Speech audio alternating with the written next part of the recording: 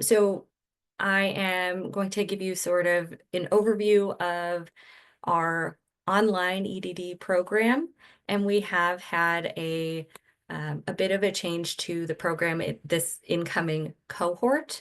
So you can see that the title of our program is the EdD and Transformative Learning in the Global Community. Previously, we did have a couple of different emphasis areas, and by quite a significant margin, the transformative learning in the global community was our highest area of interest there. So we have consolidated some things and changed the program to reflect that. So rather than just the EdD, it is now the EdD and transformative learning in the global community. And just to give you a sense of what we will touch on today, I'll give you a sense of sort of the vision and ethos of the program.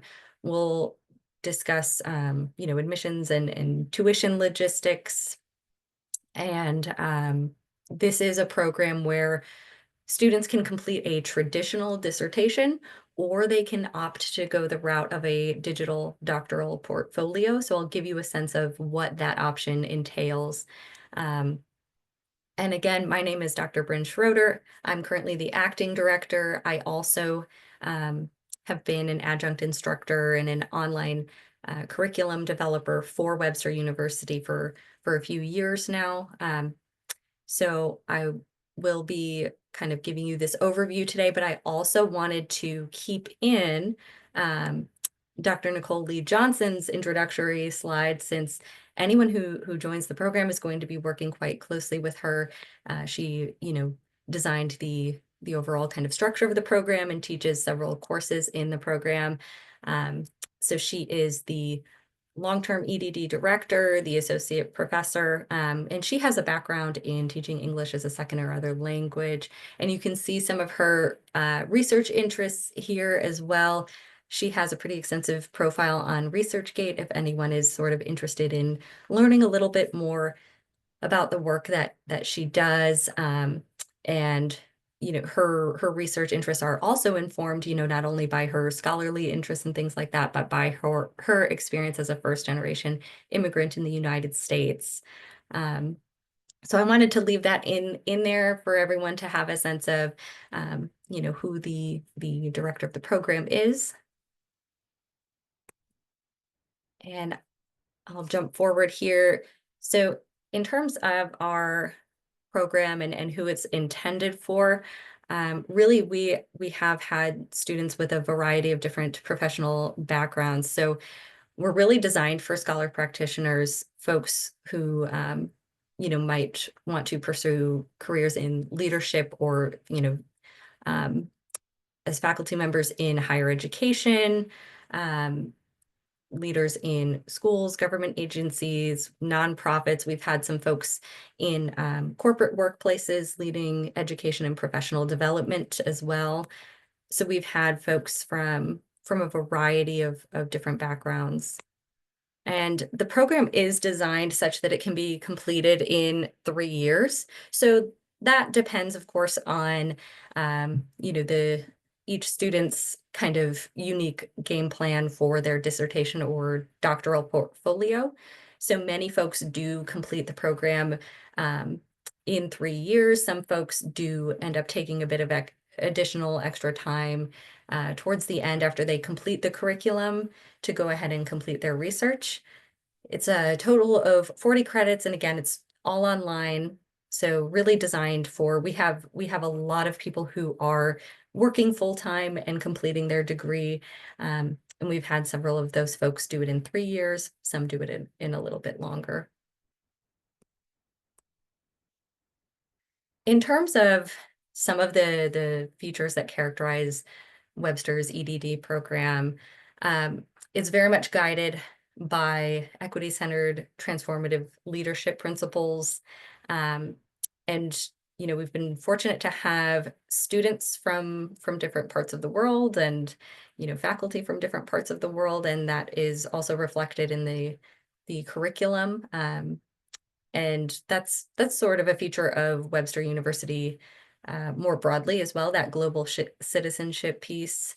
And I mentioned the options between the dissertation and the digital doctoral portfolio. So, you all are probably, familiar with some of the process for that typical or traditional dissertation, where you conduct research and write that up and have that published. The doctoral portfolio is quite similar in the sense that it involves research as well. I have several students currently who are doing, some are doing mixed methods research and some are doing qualitative research for their portfolios. But the write-up is somewhat shorter than it would be for a traditional dissertation. And then as part of that portfolio, they are completing their research and completing an extensive paper on that. And then they're also constructing a professional website to, network and engage with folks in the educational community. And they're also completing a pretty in-depth recorded presentation on their research interests and their work and their impact in education. So that is often incorporated into their professional website. So, some folks like that because they can sort of lean into different ways of impacting the community with their work and their research. The program also has a peer mentorship program where someone who's a little further along in the program serves as a mentor to newer students. And, that we've gotten great feedback on that those mentors can be incredibly helpful in terms of just answering logistical questions, but also providing some unique perspective and support as folks work through the program. Um, and we tend to have very close working relationships with faculty and peers. Class sizes can can range, but I've not seen many classes exceeding 20-25 students or so. So students typically know the faculty and their peers really well and are able to really form community and work together, which I think is great to see, in the online environment. They're making these connections and working together pretty closely. We have a web-based, handbook with all of our policies, and we've also been able to give some students funding for things like, software and data that they need for their research. Um, Scholarships. We've been able to provide travel funding for some people to attend conferences and present at conferences and things like that as well. So there are some of those opportunities. In terms of the vision and the mission overall of the program, um, very much student-centered and um, takes that perspective of global citizenship. So you'll see reflected in the coursework, and certainly in the new title of the program, that emphasis on global citizenship and real impact of theory and research in practice. Um, so you can see here the vision is to transform the status quo of inequities in educational systems of the world. So students have opportunity to study the underlying theoretical constructs and engage with contemporary research around those issues, and also to then, construct their own scholarly voice and design their own research and engage in some service and apprenticeships as well. And the mission is to prepare scholar practitioners who have a real passion for and a competence to make a difference in the world through scholarship and service. And this is a sort of graphic representation of all those pieces that I think is helpful that Dr. Lee Johnson put together. So you'll see, if you enroll in the program, you'll see these themes and these learning outcomes reflected in syllabi for different coursework. So you'll have those, learning outcomes and objectives that are clearly stated in the student handbook, but also in the syllabi for specific classes. So this is a graphic you might see in a couple of different places. It's also included on the EdD's website. We have our own separate website that we'll make sure to share the link to as well if you haven't already had the chance to take a look. So that will have more extensive information on some of the background regarding the mission and vision of the program, some of the practical experiences and that kind of thing. And in terms of transformative learning is being a key part as well of the program. Just a sort of brief introduction. So transformative learning is that focus on integration of new information such that we're consistently engaging in critical reflection and questioning existing worldviews and paradigms based on incoming and new information, and having an attitude towards, how can new and emerging research, how can theoretical concepts, how can experiences in the workplace, in the field of education, how can that inform structural and systemic change that benefits learners, that benefits communities. So that is a key focus. And again, this is reflected in some of the learning outcomes and some of the assignments as students build up to that point where they are ready to reach doctoral candidacy and they're constructing more of their own research. And just to give you a very brief kind of introduction to some of the types of topics that our students have been engaging in with their dissertations and their doctoral portfolios. I could do, 100 slides of fascinating topics, but I wanted to give you just a sort of brief introduction to some of the different types of topics that students have explored.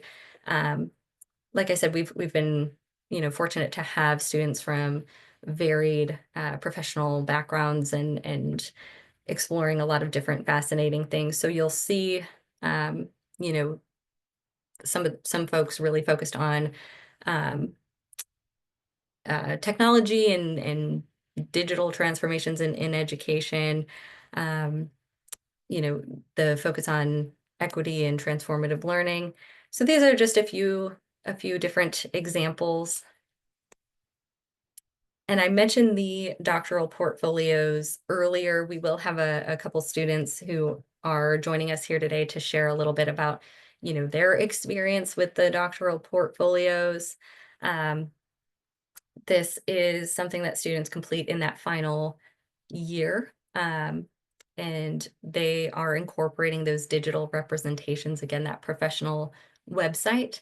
And they get a lot of guidance, throughout some of the different courses that they take leading up to that final year, leading up to the creation of that doctoral portfolio, where they become familiar with some of the web design, with some of the ways to utilize that professional website for to advance, their careers, to engage with other researchers and scholars.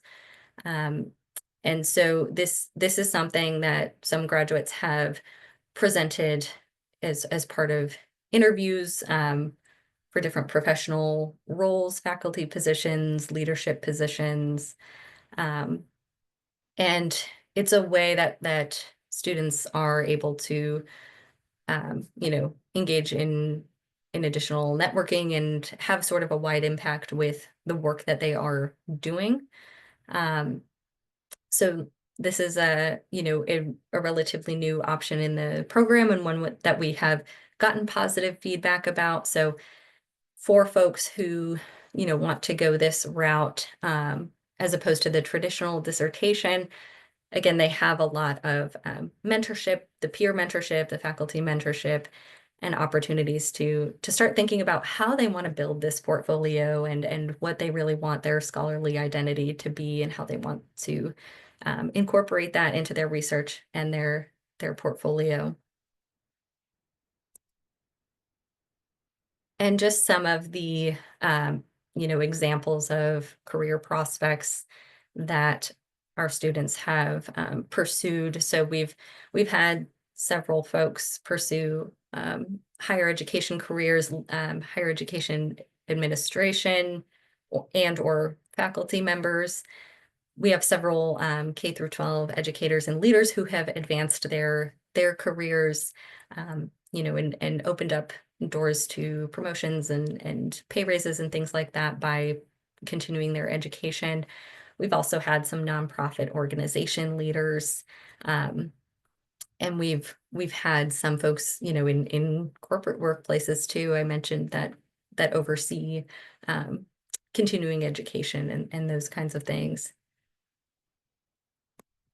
And I want to touch on some of the admission requirements here. So, you can see those key requirements, and I want to hand it over to Natasha, since this is her area of expertise, just to give a little bit additional information here.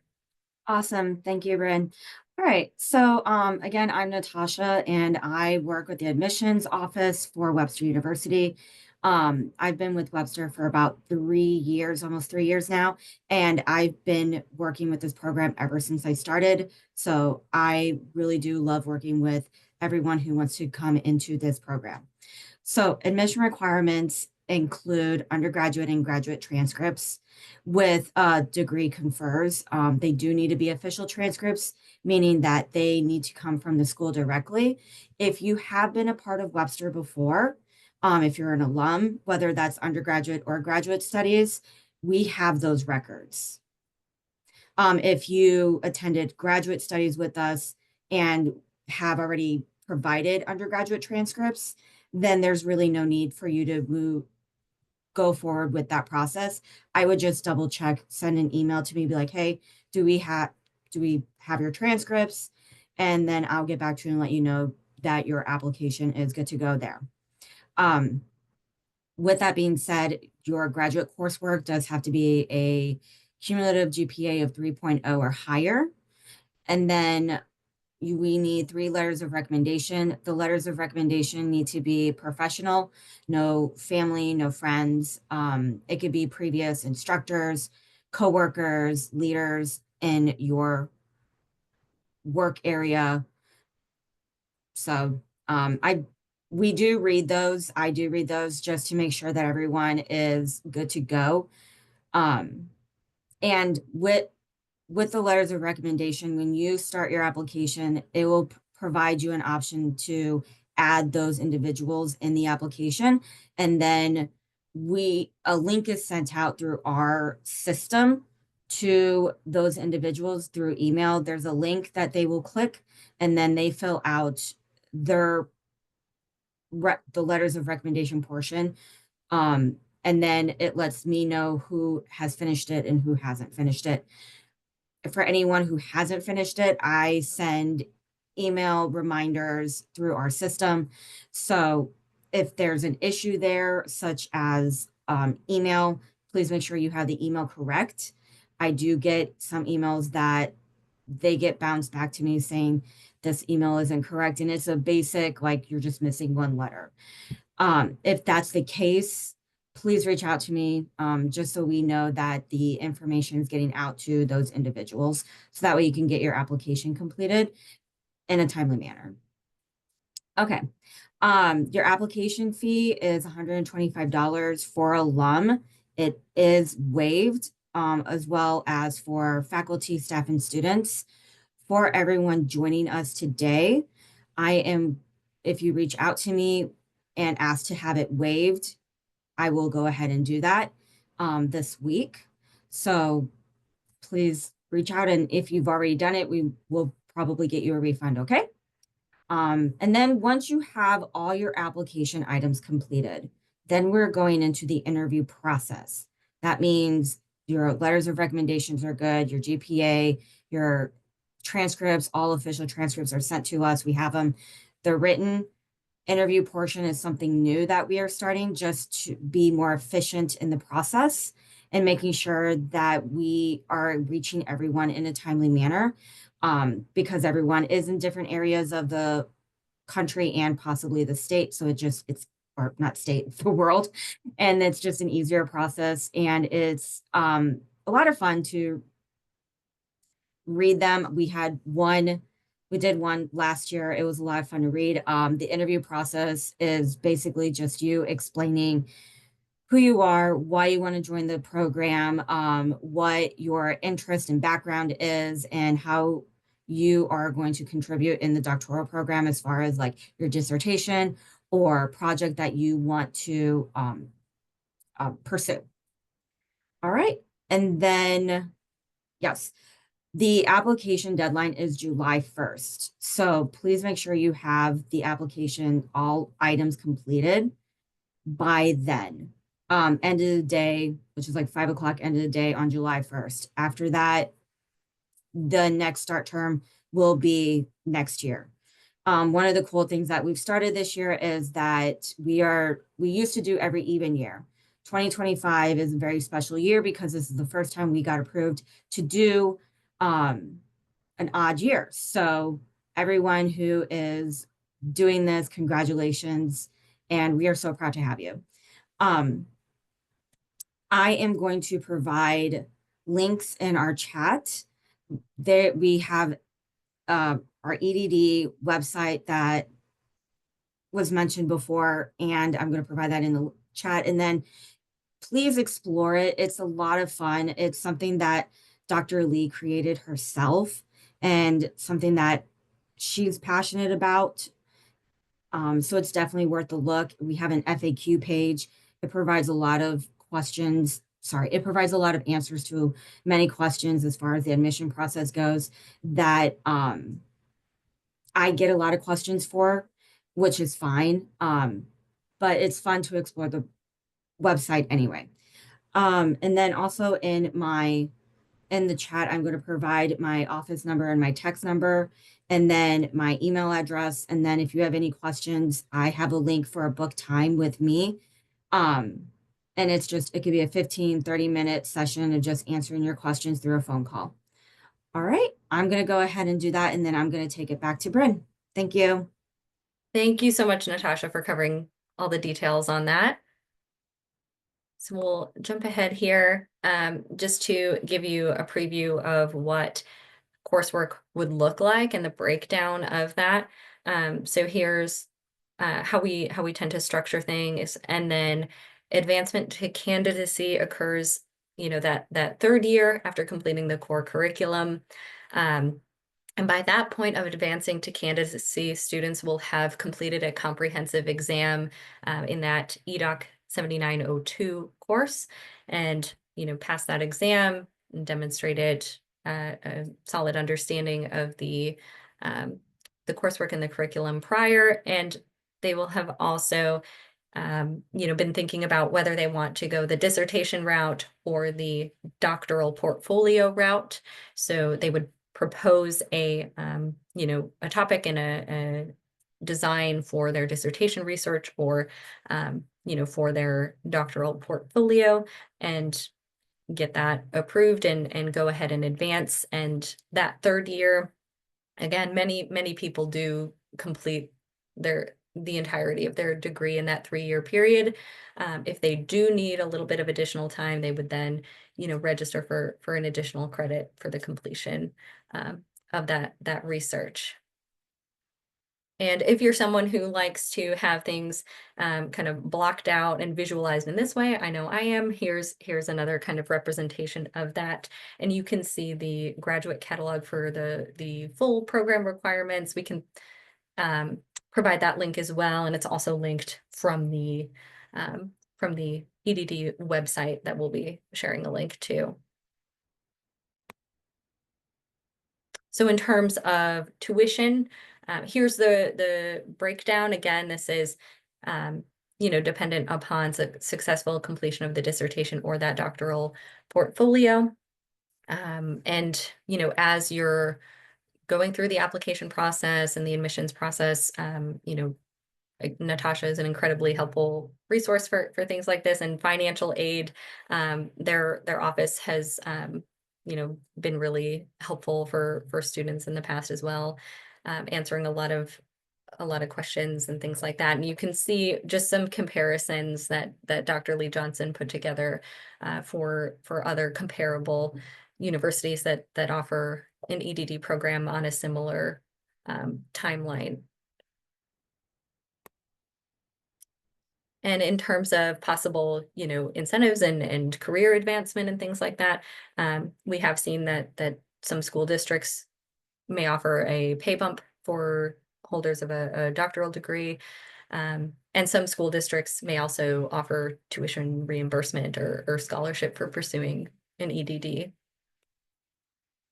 In terms of some of the recent publications and contributions to the field of education, here are just a few examples of some faculty and student contributions. So these publications that you see here, these are current students and faculty and student collaborations as well that are pretty recent. And we also have each year we usually have somebody attending the AERA annual meeting, and we do have a couple of students who are attending, including a student who is presenting research at a roundtable session. So those are just a few examples of some of those opportunities to kind of contribute to the field and engage with other scholars.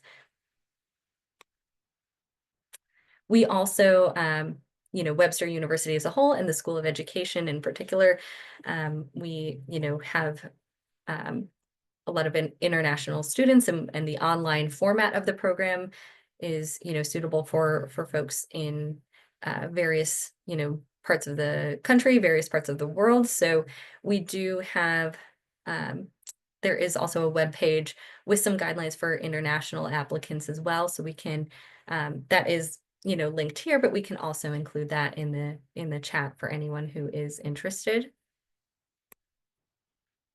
And we want to turn it over to a couple of our current students.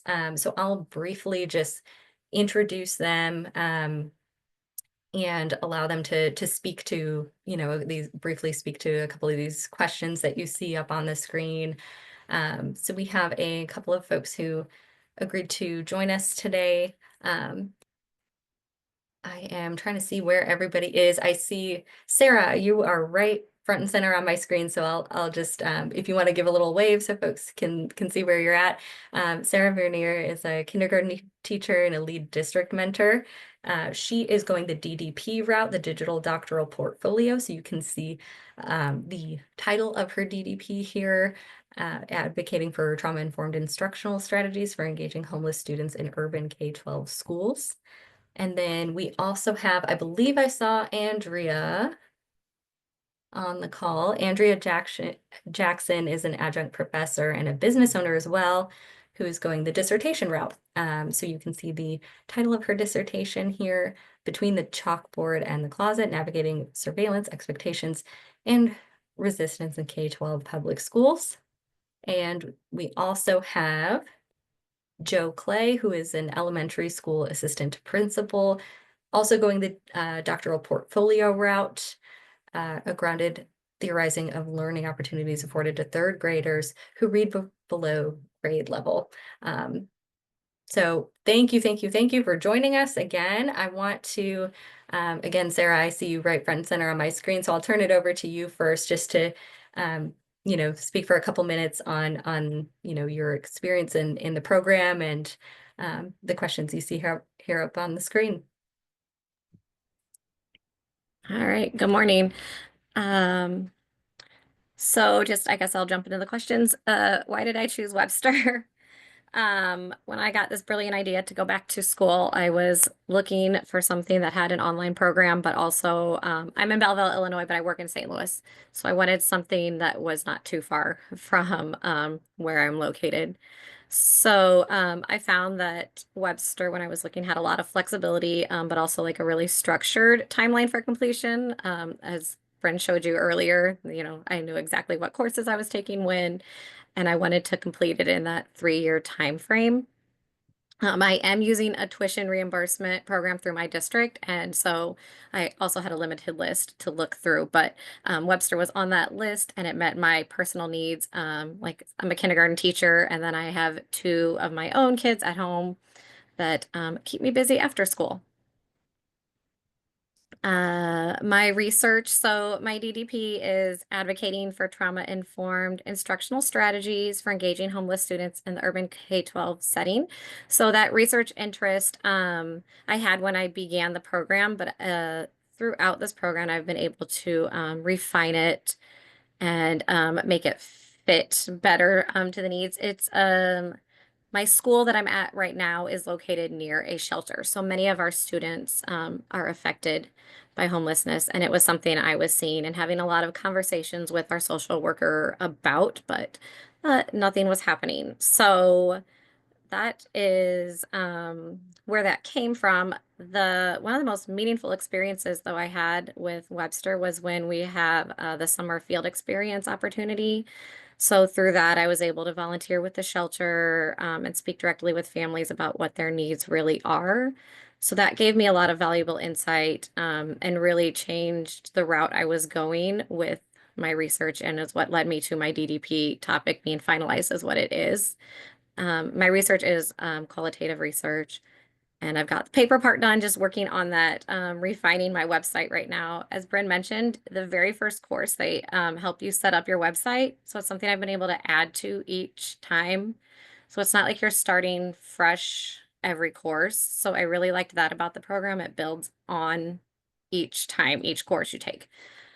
And then the last question moving forward, I actually just got a new job with a new district for next year. There is a nice pay bump with this. They are accepting all my Webster hours. But I just want to continue teaching and advocating for my students. I did talk to my reader about some opportunities to share my research and do some talks to really get the information out there. So yeah. Excellent. Thank you, Sarah. And very excited for you, the new opportunity and being around the corner from completing your Yeah. degree as well. I'm very excited. Thank you. And I know I saw Andrea Jackson on the call. I think she may have had some connection issues. Andrea, are you on? I'm here, Yeah. Dr. Schroeder. There you are. Okay, perfect. All right. Hi, everyone. It's so great to see you all here. My name is Andrea Jackson, and I am 2 weeks away from defending my dissertation. And I will say that it has been a really emotional but heartfelt, challenging but rewarding all-in-one experience, all in one. I chose this program. I actually completed my EDS at Webster, and I finished my EDS in 2020. And at that point, probably like anyone else who's done, a long stretch of school, I was done. I said, I'm not doing any more school. This is not something that I have any interest in. However, when the opportunity, presented itself as a pathway for completion with waiving those 15 credit hours with having that EDS already completed, it became a bit more enticing. I said, okay, well, this does sound doable now. So throughout that process, I jumped in, and when I jumped into the program, I started as a second-year student and jumped kind of into those research courses, which is really where I left off. My EDS is in educational technology leadership, but I was able to jump in and start taking those qualitative research, quantitative research, writing seminars, kind of prepping you for some of that long form writing that maybe you've done before. Maybe you've done, a 10-page paper before, 20-page paper before. But this is really prepping you. I believe that first paper that we had to write was minimum 30 pages. So that's really starting to stretch your brain and figuring out, okay, how do I expand on a topic in a scholarly way that's not just a bunch of, repetitive words and repeating the same ideas over and over again. So the course is really built on being able to expand on your abilities from writing short form writing to really, really long dissertation style writing. And I will say, compared to some of my friends who have also completed doctoral coursework at other universities, they've shared that they've wished that their programs were kind of set up as ours is, in the sense that we've kind of built in opportunities to participate in conferences and conduct scholarly research and submit to journal publications. And they didn't have that same opportunity. So I think that it does put us at an advantage in a sense to be able to have conference work, have journal publications kind of under our belt as we're graduating, perhaps even before we graduate. So speaking to some of the research and service experiences that I have, I am one of the peer mentors for two first-year doctoral students. So one of my mentees is overseas and the other is I believe she's in Arizona, if I'm not mistaken. So different parts of the world, but getting to see two really different perspectives as well. And I will say it's a learning and growing experience for everyone involved. I'm not just pouring into them, but I'm getting to hear about their experiences, their challenges, what are they facing, in their part of the world, what are their obstacles. And when you think about a peer mentor, you're thinking, okay, I'm helping guide them along the way. But a lot of those conversations are just heartfelt conversations about, oh my gosh, this is like really hard. I don't know how to manage my time. I don't know what to do. Or this is what's going on in the world and it's distracting me from what I need to do. Can we just talk about it? So just kind of being able to be a sounding board for one another. Additionally, I presented at the CPED convening back in October. In February, I participated in a conference here at the University of South Florida. I also participated in a conference in Atlanta where I had two presentations, and then I was accepted also to the AERA annual meeting, which is next week, actually. Unfortunately, because I am so close, the conflict of time runs against each other where I'm preparing for defense and doing my final revisions on my dissertation as well. So sometimes we also do have to make a lot of tough choices. And I will say that that is something that's kind of important to know going into the program as well. You may have to say no to things, maybe more than you currently do because some of this work does come first. Other than that, it's been a wonderful experience to learn from others in the industry. You get to network with a lot of people who maybe have a similar path as you or a similar end goal that you have, and you really get to learn from everyone. And then finally, my long-term goals. I am currently an adjunct professor. I am going through another interview process for another college here as well for another adjunct position. It's not uncommon for adjuncts to adjunct at more than one institution. So that would be the second one under my belt if I'm able to land that. But then I also have my own business where I do copywriting or copy editing, consulting, mentorship. And then of course, like merchandise. Who doesn't love merchandise, especially when it's very niche to what your area of interest is? So it's all about students and education and things like that. And it's just kind of a fun way to pour back into just the community building aspect of what education is and how we're all able to relate to one another. And then my dissertation topic is Between the Chalkboard and the Closet, Navigating Surveillance, Expectations, and Resistance in K-12 Public Schools. And really what that focus is is more of it's a narrative study, narrative methodology, so it is qualitative, but it's really comparative, juxtaposing those experiences between Black queer teachers in K-12 public schools to Black heterosexual teachers in K-12 public schools. So I'm really taking the voices of two groups that are often left voiceless, if you will, and shining a light on their experiences and perhaps how they're different from one another. And that's all for me. Much appreciated, Andrea. I know you have been quite busy lately. Thank you. Thank you for sharing some of those updates and the great things you've been up to.